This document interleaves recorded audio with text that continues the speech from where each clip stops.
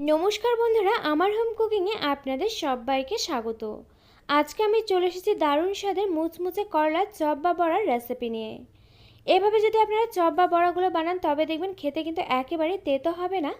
আর ছোট হোক বা বড়, দেখবেন অনেকেই কিন্তু করলা তেতোর জন্য খেতে চায় না। তবে এভাবে যদি আপনারা একবার বানিয়ে নেন তবে দেখবেন বারবার কিন্তু এভাবেই বানিয়ে দেওয়ার জন্য আবদার করছে। তো চলুন দেখে নেওয়া যাক এই রেসিপিটি বানাতে এখানে আমার উপকরণ কী কী লাগছে। এখানে আমি কয়েক টুকরো আলু খুব ভালোভাবে সেদ্ধ করে নিয়ে খোসা ছাড়িয়ে নিয়েছি। আর এখানে আমি 3টে করলা দেখুন মাঝখান থেকে এভাবে কেটে নিয়ে তারপর দানাগুলোকে খুব ভালোভাবে বের করে নিয়েছি। এখানে আমি একটি ছোট সাইজের পেঁয়াজ কুচিয়ে নিয়েছি, রয়েছে এখানে 2টো কাঁচা লঙ্কা কুচি, রয়েছে পরিমাণ মতো ধনেপাতা কুচি, এখানে আমি কয়েক কোয়া রসুনও কুচিয়ে নিয়েছি। এখানে রয়েছে সামান্য পরিমাণ একটু জিরে গুঁড়ো, সামান্য পরিমাণ একটু ধনে গুঁড়ো, রয়েছে এখানে সামান্য পরিমাণ গরম মশলা গুঁড়ো। এখানে আমি নিয়ে নিয়েছি হাফ কাপ পরিমাণ চালের গুঁড়ো, রয়েছে হাফ কাপ পরিমাণ এখানে বেসন, রয়েছে এখানে স্বাদ মতো নুন, হলুদ গুঁড়ো রয়েছে হাফ চা চামচ, লঙ্কা গুঁড়ো রয়েছে হাফ চা চামচ, এখানে রয়েছে 1 চা চামচ সুজি, রয়েছে এখানে হাফ চা চামচ কালো জিরে, রয়েছে এখানে সামান্য পরিমাণ একটু খাবার সোডা। তো এখানে আমি প্রথমে দেখুন একটি কড়াতে কিছুটা পরিমাণ জল এখানে ফুটিয়ে নিয়েছি। এখন আমি এই ফুটন্ত জলের মধ্যে দিয়ে দিচ্ছি এখানে কেটে রাখা করলার টুকরোগুলোকে। এরপর আমি এর মধ্যে দিয়ে দিচ্ছি এখানে স্বাদ মতো নুন। আর এরকমভাবে নুন দিয়ে কিন্তু করলাটাকে সেদ্ধ করে নিলে করলার তেতো ভাবটা কিন্তু অনেকটাই কমে যায়। তো করলাগুলোকে এখন আমি 60% মতো সেদ্ধ করে নেব, তবে এর থেকে বেশি পরিমাণ কিন্তু সেদ্ধ করে নেওয়ার কোনো প্রয়োজন নেই। আর এখানে কিন্তু করলাটা সেদ্ধ হতে কিছুটা সময় লাগবে, ততক্ষণ আমি এখানে একটি ব্যাটার তৈরি করে নিচ্ছি। এর জন্য দেখুন এখানে আমি একটি বোল নিয়ে নিয়েছি, আর বোলের মধ্যে আমি প্রথমে দিয়ে দিচ্ছি এখানে চালের গুঁড়ো আর বেসন। এরপর এখানে দিয়ে দিচ্ছি সুজি। আর সুজি দেওয়াতে কিন্তু এই বড়া বা চপগুলো অনেকটাই কিন্তু বেশি মুচমুচে হবে, আর খেতেও কিন্তু দারুণ লাগবে। এরপর আমি এর মধ্যে দিয়ে দিলাম এখানে কালো জিরে। এরপর দিয়ে দিচ্ছি এখানে পরিমাণ মতো একটু হলুদ গুঁড়ো। এরপর আমি এখানে দিয়ে দিচ্ছি লঙ্কা গুঁড়ো, তবে লঙ্কা গুঁড়োটা আমি এখানে পুরোটাই ব্যবহার করছি। এখন আমি এগুলো শুকনো অবস্থাতে খুব ভালোভাবে একটু মিক্সড করে নিচ্ছি। তো এখানে দেখুন এগুলো আমার সমস্ত কিছু কিন্তু খুব ভালোভাবে মিক্সড করে নেওয়া হয়ে গিয়েছে।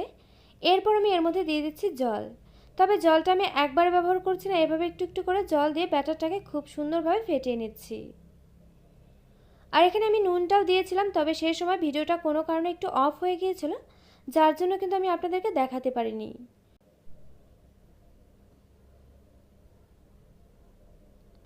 তো এখানে দেখুন ব্যাটারটা কিন্তু আমার খুব ভালোভাবে ফেটিয়ে নেওয়া হয়ে গিয়েছে। এখন আমি এভাবে রেস্টে রেখে দেবো 10 থেকে 15 মিনিটের জন্য। তো ওখানে কিন্তু আমার ব্যাটারটাকে তৈরি করে নিতে নিতে এদিকে কিন্তু করলাগুলো 60% মতো সেদ্ধ করে নেওয়া হয়ে গিয়েছে। এখন আমি এগুলোকে জল ঝরিয়ে নিয়ে তুলে রাখছি।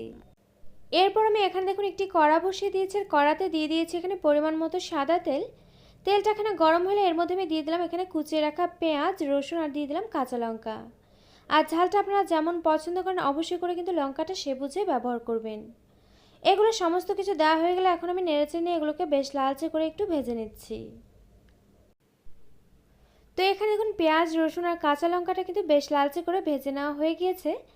এরপর আমি এর মধ্যে দিয়ে দিচ্ছি এখানে সেদ্ধ করে রাখা আলুগুলোকে। তবে আলুগুলোকে কিন্তু এভাবে হাত দিয়ে একটু খুব ভালোভাবে ম্যাশ করে দিতে হবে। আলুগুলো দিয়ে এখন আমি প্রথমে দেখুন সমস্ত কিছুর সঙ্গে একটু নেড়েচেড়ে নিয়ে খুব ভালোভাবে মিশিয়ে নিলাম। এরপর আমি এর মধ্যে দিয়ে দিচ্ছি এখানে স্বাদ মতো নুন। এরপর দিয়ে দিচ্ছি এখানে বাকি যে হলুদ গুঁড়ো ছিল সেটাকে। এরপর আমি এর মধ্যে দিয়ে দিচ্ছি এখানে জিরে গুঁড়ো, ধনে গুঁড়ো, দিয়ে দিচ্ছি গরম মশলা গুঁড়ো। আর এখানে আপনারা পুরটা যতটা তৈরি করবেন অবশ্যই এই উপকরণগুলো কিন্তু সে বুঝে এখানে ব্যবহার করবেন। তো এগুলো সমস্ত কিছু দেওয়া হয়ে গেলে এখন আমি এভাবে নেড়েচেড়ে নিয়ে এগুলোকে একটু ভেজে নিচ্ছি 3 থেকে 4 মিনিট মতো। তো এখানে আমি ফিরে এলাম 3 থেকে 4 মিনিট পর। এরপর আমি এর মধ্যে দিয়ে দিচ্ছি এখানে ধনেপাতা কুচি। তবে ধনেপাতা কুচি দেওয়ার পর কিন্তু অতিরিক্ত সময় ধরে নেড়েচেড়ে নেওয়ার কোনো প্রয়োজন নেই। এভাবে কিন্তু 1 মিনিট মতো একটু নেড়েচেড়ে নিলেই হয়ে যাবে। 1 মিনিট মতো নেড়েচেড়ে নেওয়া হয়ে গেলে এখন আমি পুরটাকে তুলে নিয়ে ঠান্ডা হতে দেব। তো এখানে আমি ফিরে এলাম কিছু সময় পর। এখানে কিন্তু দেখুন পুরটা খুব ভালোভাবে ঠান্ডা হয়ে গিয়েছে। এখন আমি সেদ্ধ করে রাখা করলার মাঝখানে পুরটাকে ভরে নিচ্ছি। আর এভাবে কিন্তু হাত দিয়ে একটু পুরটাকে খুব ভালোভাবে এভাবে চিপে চিপে নিয়েই ভরে নিতে হবে।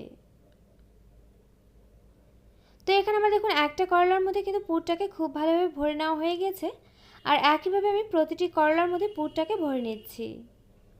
আর আমার এই রেসিপিটি যদি আপনাদের কাছে ভালো লেগে থাকে অবশ্যই একটি লাইক দিয়ে কমেন্ট করে জানাতে কিন্তু ভুলবেন না, কারণ আপনাদের একটি লাইক একটি কমেন্ট কিন্তু আমাকে এরকম নতুন নতুন আরও ভিডিও বানাতে অনেক বেশি উৎসাহিত করবে।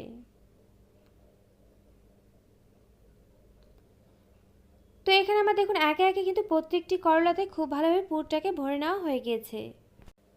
এরপর আমি বড়াগুলোকে ভেজে নেওয়ার আগে এখানে যে আমি ব্যাটারটাকে রেডি করে রেখেছিলাম এর মধ্যে আমি দিয়ে দিলাম এখানে খাওয়ার সোডা।